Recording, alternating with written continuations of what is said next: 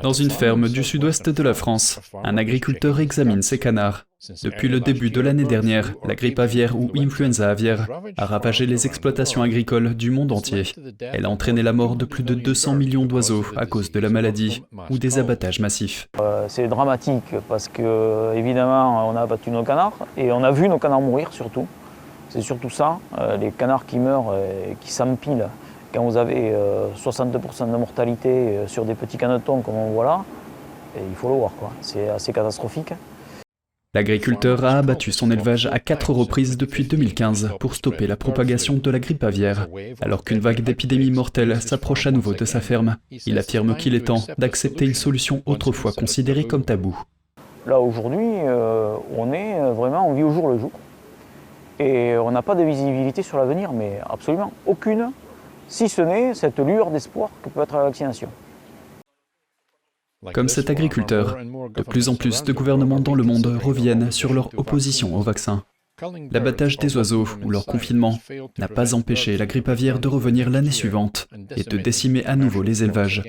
Après avoir dépensé l'an dernier plus d'1 milliard d'euros pour indemniser les éleveurs de volailles, les autorités françaises estiment qu'il est temps d'opter pour la vaccination. Il faut continuer à appliquer ces mesures de biosécurité pour éviter l'entrée du virus. Par contre, si on fait rentrer le virus, le fait d'avoir des animaux vaccinés, on peut espérer avoir une protection qui ralentisse cette propagation à l'intérieur de l'élevage et surtout va ralentir cette propagation entre élevages. Dans le cadre de la politique européenne, la France effectue des tests sur des vaccins pour les canards. Les oiseaux aquatiques tels que les canards sont très réceptifs au virus et restent asymptomatiques pendant de nombreux jours, ce qui augmente le risque de transmission à d'autres exploitations.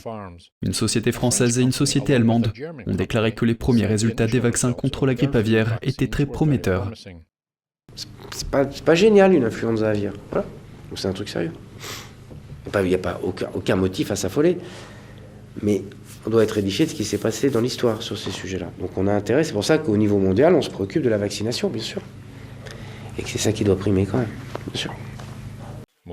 La plupart des plus grands producteurs de volailles du monde ont résisté aux vaccinations par crainte de devoir limiter les échanges commerciaux, certains pays limitant l'importation de volailles vaccinées. On craint également que les vaccinations ne fassent que masquer la propagation de la grippe aviaire.